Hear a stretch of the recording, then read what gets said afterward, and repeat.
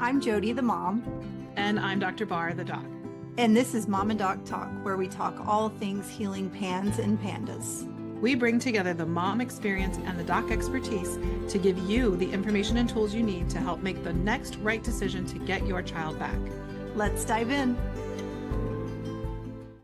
Hi, everybody, and welcome back to Mom and Doc Talk. We are so excited today to be joined by a member of our team who it's her first time making an appearance on our podcast, Dr. Jessica Moore. We are so happy to have you here and talking about a really, you were clearly excited about it with the prep that you did for this conversation, but a pretty important topic when it comes to PANDAS, which is we're going to talk about fevers today. So welcome. Thank you. I'm really excited to talk about this. I think thermoregulation, as nerdy of a topic as it is so fascinating and applies to so many different aspects of health. So thrilled to get to talk about it here. Yeah.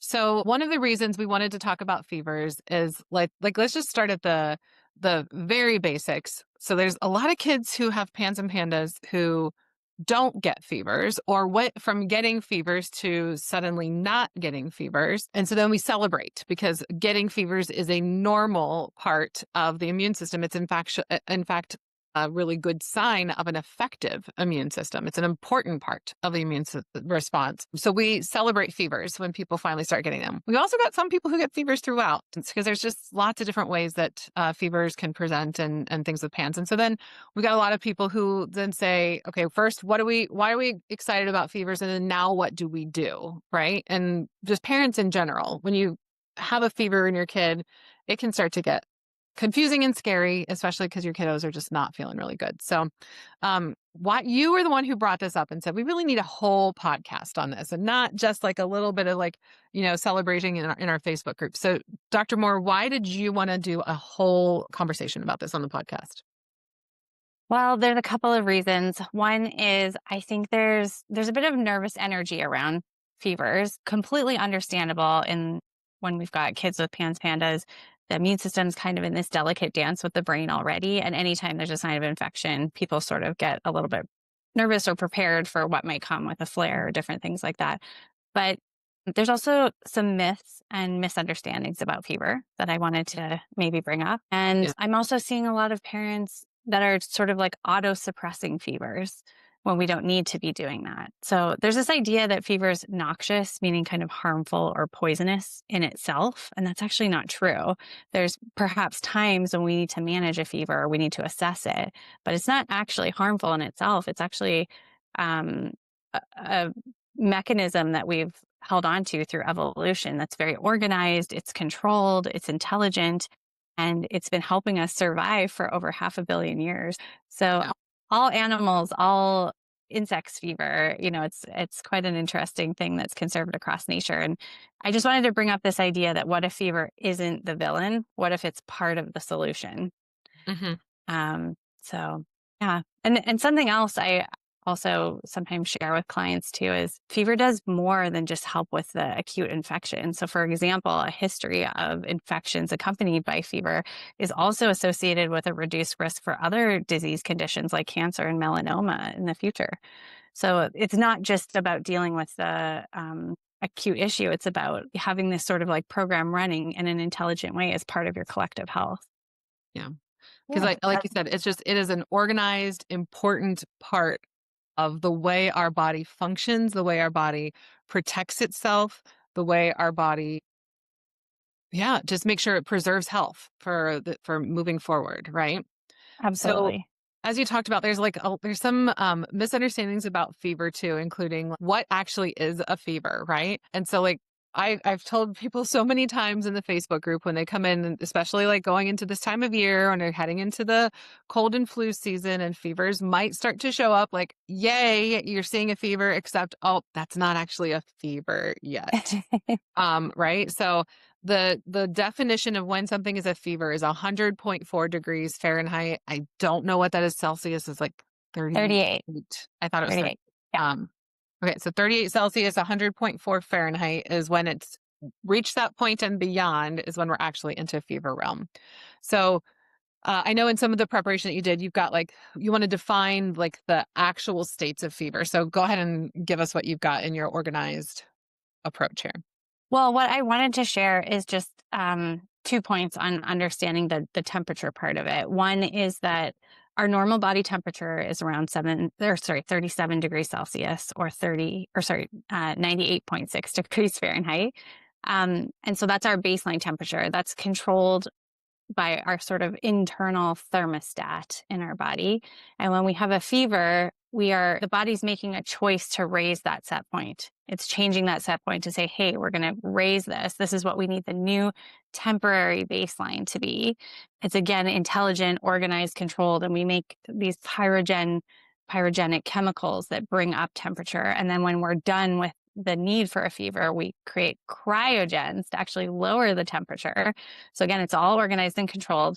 And that's actually very different than what we call hyperthermia, or being too hot from an environmental stimulus, or hypothermia, which is too cold from an environmental stimulus or stressor. And so I'm just kind of reinforcing this idea that fever is organized and purposeful. And then also, it's not just the number that's happening on the thermometer that's the fever. What's actually really happening is that your temperature raises a few degrees and your immune system speeds up like an engine. And then you get white blood cells moving faster and you get better immune coordination, and pathogens kind of lose their edge. Bacteria and viruses aren't very good at surviving at even a temperature or a degree or two of temperature change. And then something else that I find really, really interesting with fever is that for every degree that your body goes up, you have to raise your metabolic rate by 10%. So if you have a 4-degree change in temperature, you're effectively raising your metabolic rate by like 40 or 50%, which makes it no surprise that perhaps your body wants you to lay down and rest, have that energy to keep that temperature up, and then do all the work that's happening with all these amazing processes that go along with this raised temperature. Yeah. Now, before we go into like a lot of questions that parents ask or some of the knee-jerk sort of stuff, and like hand it over to Jody to like pummel us with any questions that she might have or her thoughts as her learning process has come along with this. You told me before we started that you've got some interesting facts about animals and some cool examples with that for viewers. So why don't you go ahead and share those, and then we'll dive into like all the questions. Yes, I find it so fascinating that fevers happen across the animal kingdom and in insects as well. And when I first learned that, my first question was, well, what about like cold-blooded animals? What about reptiles and amphibians and fish? And they don't generate heat internally, but they actually show behavioral fevers. So when they're sick, they find warmer places to go where they can raise their temperature to the new set point that their body has set, so that they can clear the infection, close the immune system loop. And then when they're done with all of that, they go back to where they usually hang out. Fascinating. Insects do this too. So locusts will bask in the sun to kill fungi. Part of that's the sunlight, but part of it's the temperature. Honeybees are probably my favorite example. They actually have a social fever. So they all come together in the hive and they vibrate, they kind of dance back and forth, and they heat up their hive, sometimes by 4 degrees, sometimes by 4 whole degrees. They can heat their hive up by that much. And then they can kill infections like, I think there's a fungal infection called chalk root that can really destroy an entire hive. They heat up the hive, the infection can't survive, and then the hive continues. It goes on. It's just extraordinary in nature. We've got cats and dogs fevers, alligators fever, everybody, all of the animal kingdom fevers. And so it's just this, we wouldn't have retained this for so long in our evolution if it wasn't meaningful and purposeful and helpful and adaptive. So what I'm hearing you say is that we all need to have dance parties to make sure that we're healthy as long as we possibly can, right? Like, that's what I heard you say. I'm pretty in support of dance parties. I'm just going to make that leap. We're all going to like just borrow from honeybees, and we're going to have dance parties. And so every time I have a dance party with my daughter in the morning, we are protecting ourselves in lots of ways, right? Even if it's not to ward off a fungus. I just can't help but think, and I mean, I know it's a little bit of a distraction, but my pup is laying next to me over here, and she's a pit bull mix.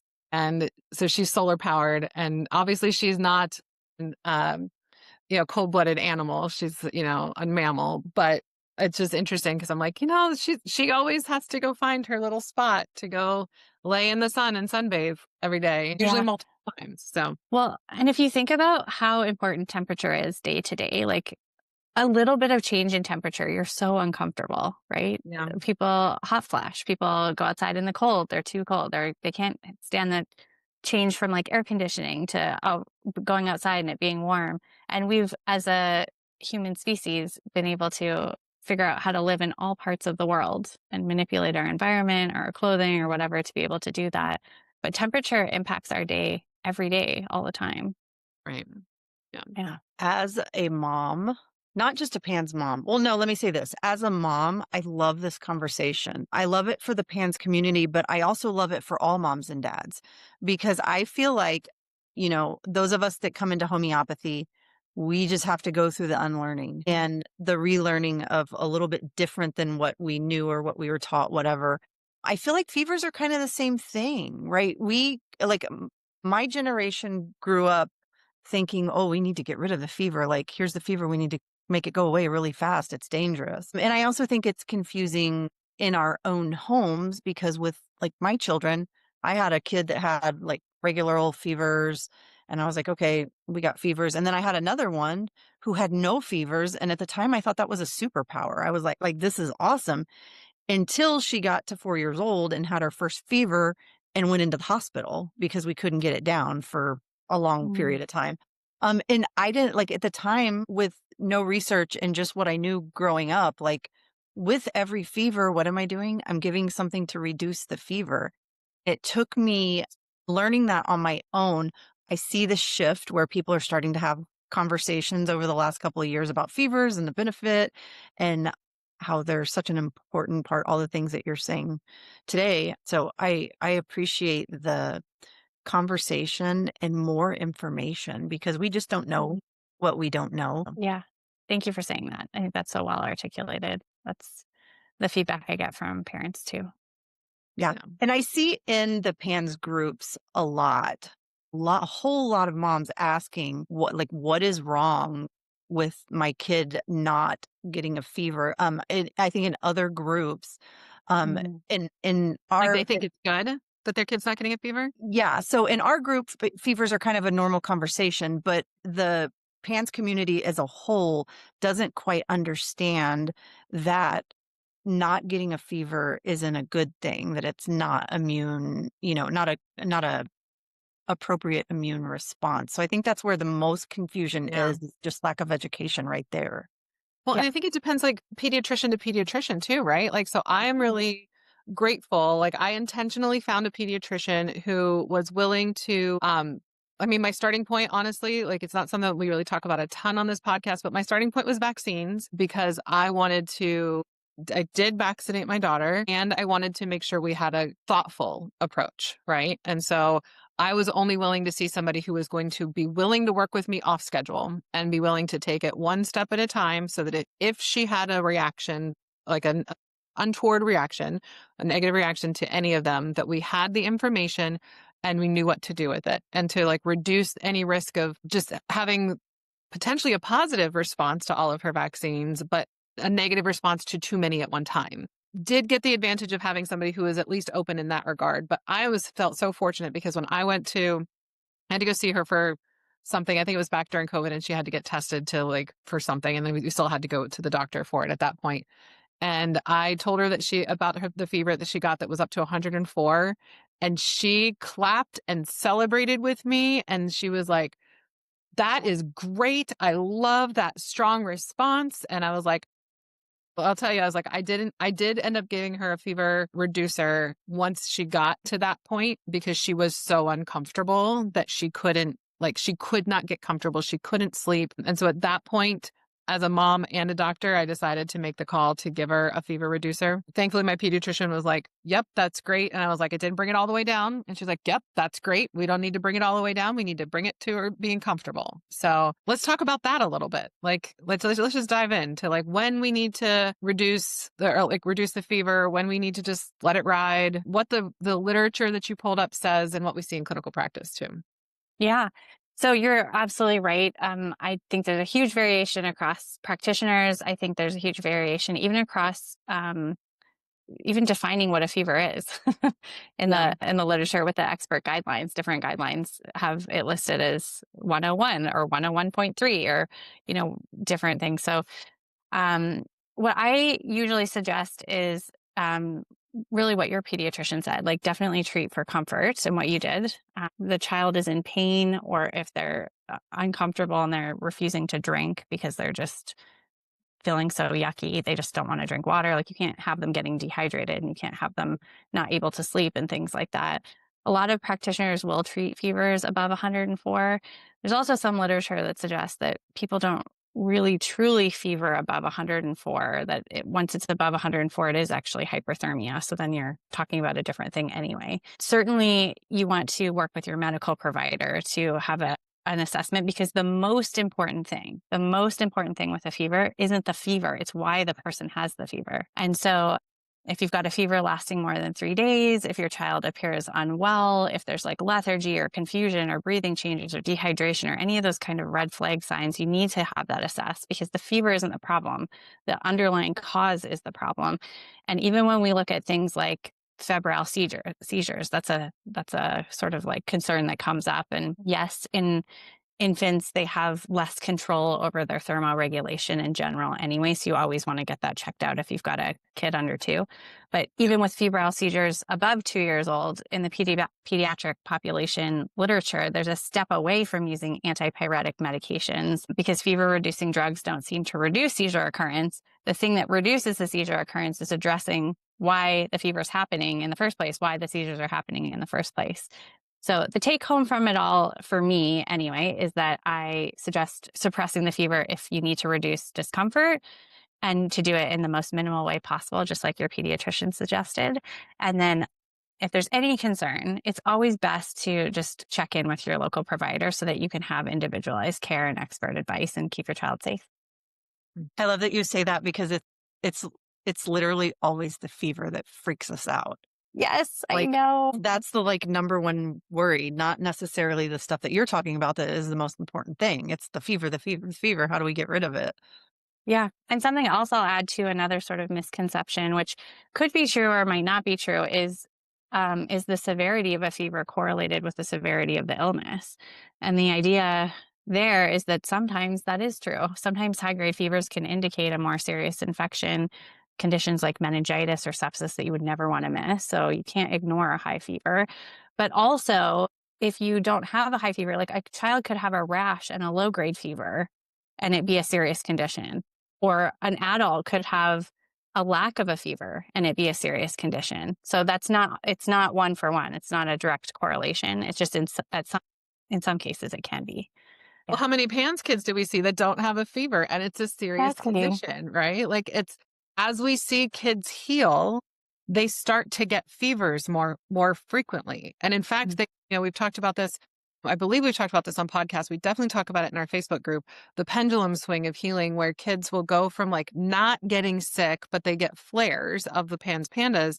And then as they're healing and their immune system is recovering and having a more appropriate response, they start to get more typical signs of being ill, including fevers, which is why we celebrate the fevers to begin with, because it's like a really strong visual sign of like, okay, the body's got this and it's doing the right thing. So we can see them actually come on a little bit more sometimes in the healing process. And then it settles back down where we have, so like as you're healing, having more frequent fevers is not necessarily something to panic about.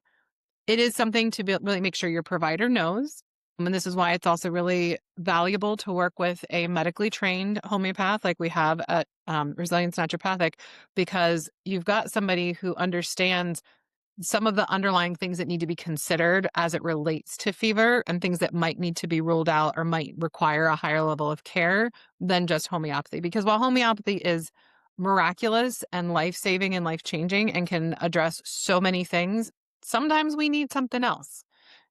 For example, the time just talking about like the severity of the fever, we did end up having to take my daughter to the emergency room one time because she was having a GI bug and a fever that was higher than would be expected for the particular GI bug that was going around. And so we had to rule out whether it might have actually been appendicitis because it was substantially higher than it would be typically expected. So it just happens that she's really good at having a fever. So I'm going to keep celebrating that as long as I can. She doesn't get them very often, but she gets them good when she gets them.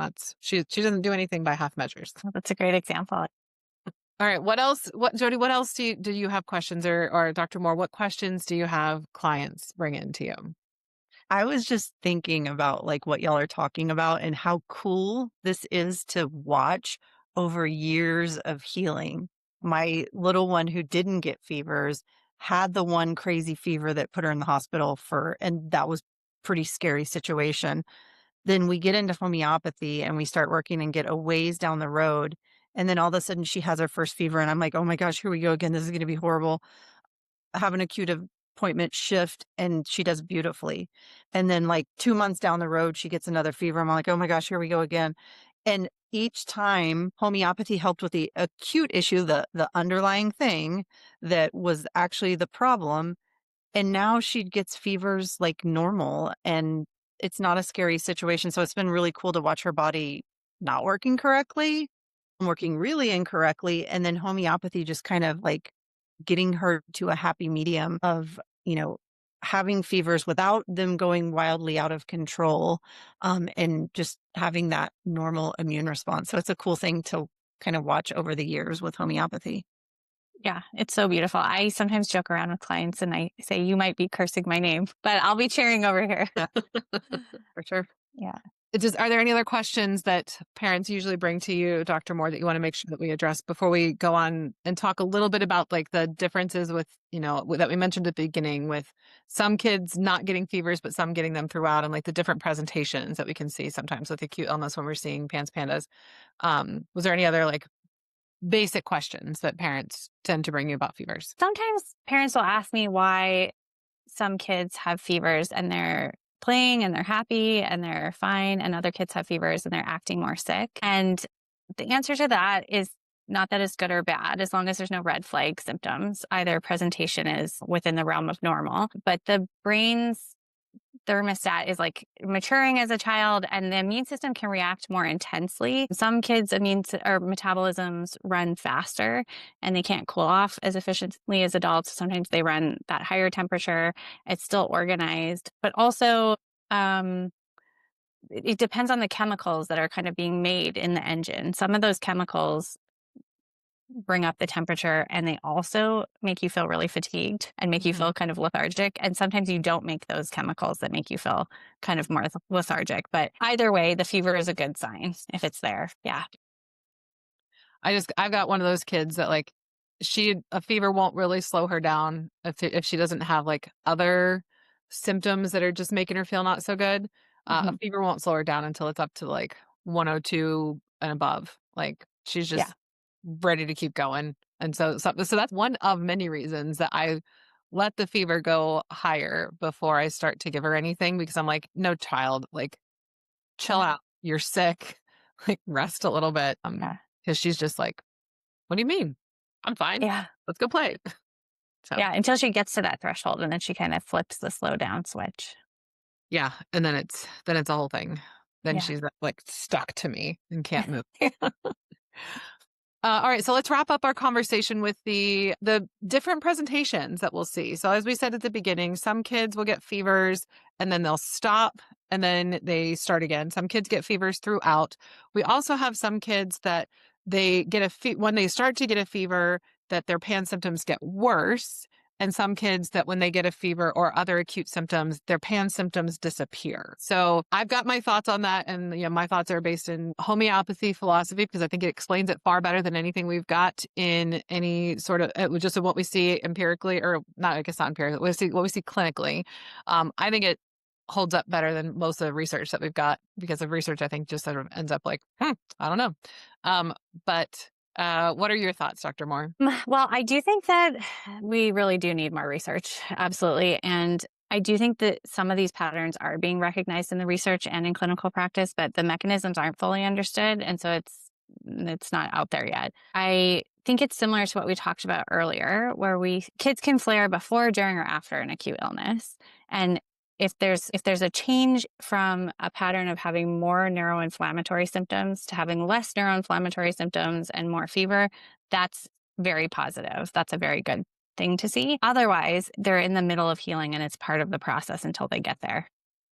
But there are some kids that even like prior to healing, like there are some kids that all along they will get a fever and they're the best that they've ever been. And some parents will actually say to me, if I could just give my kid a fever all the time, life would be perfect because my kid is like calm and easy and like their tics go away, their OCD goes away, they're like happy. They just have a fever and maybe feel a little bit run down. And then there's other people who, that's the fever is just brings chaos in lots of ways, right? And so the way that Hahnemann describes, I believe we have an episode on true and false acutes, and I don't have it in front of me, so I don't remember what number it might be. We have talked about true and false acutes on the podcast before, right, Jody? Yeah. Okay. So we'll link that episode in the show notes. But true and false acutes is really part of what can help explain some of this process. So in what Samuel Hahnemann talks about is that the body can only really navigate a single disease process or disease state at a time. And so if something is truly separate from what you are currently experiencing and not part of your overall complex case, then the body will essentially focus on the acute illness, which suppresses the chronic state. And then once the acute illness is resolved, the chronic state appears again because it's a separate disease state. It's a dissimilar disease. So it suppresses the other one. Whereas if it's similar or if it's, essentially like flaring the chronic state, you'll see chronic symptoms mixed in with acute symptoms.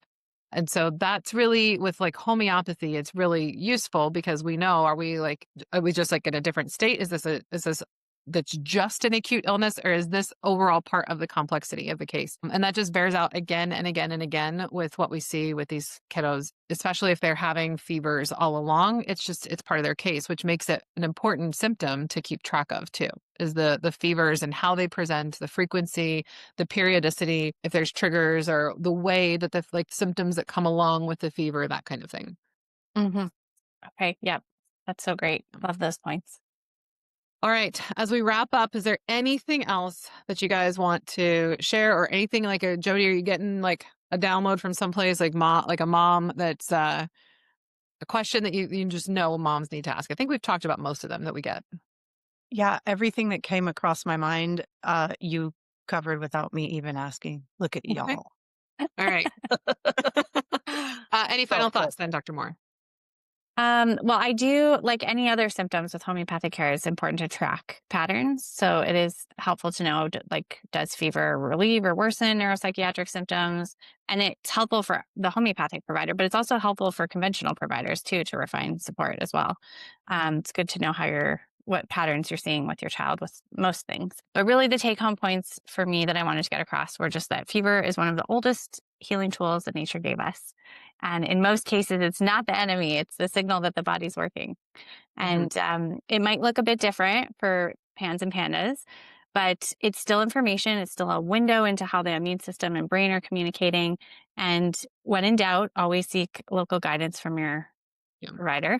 But really, I just want people to remember that fever is not a malfunction and that it's really part of the solution. And if we can respond with more curiosity and less fear, then we can actually help our kiddos more. I love that. And I'm just going to add one thing to make sure we say it again so it is heard clearly by everybody. If your child is 2 and younger, fevers should be evaluated more frequently. If they are 3 months and younger, they need to be evaluated for every fever because there's different ways that the body is regulating things. So fevers don't need to be the enemy, and we need to be thoughtful of who it is that we're talking about because, as you said, Dr. Moore, work with your local provider, talk to anybody that's in part of your care team just so that you can make sure that you're not missing something that's really important for your specific case and the things that are vital for you that might be different than like the general. Because even temperature, like even fevers, like the definition of fever is based off of like the average collection of things, right? So everybody has like their own unique set point and their own unique things that they need to be thinking about when it comes to the fevers and temperature. Fantastic conversation. Thanks for joining us, Dr. Moore. Thank you. That was great. Yeah. Thank you, guys. All right, guys. Take care, everybody. Bye. We hope you found this episode helpful, hopeful, and inspiring. We would love to connect with you on social media and have you as part of our amazing community. You can find us on Facebook by searching for Homeopathy for Pans and Pandas. If Facebook isn't your thing, you can also connect with us on Instagram and YouTube by searching for Resilience Naturopathic or clicking the links in our show notes. You can also visit our website, resiliencenaturopathic.com. As always, we value your partnership in advocacy and education. Your support through following, sharing, rating, and reviewing our podcast is crucial in our mission to teach the world about PANS, PANDAS, and homeopathy. So if you found this podcast helpful, please leave us a review. Together, we are making a difference. And finally, this podcast really is for you. Your questions and feedback help us make sure we are answering the right questions so you can feel confident making the next right step for your kids. Send us your questions or request guests by emailing us at podcast@resiliencenaturopathic.com, also linked in the show notes.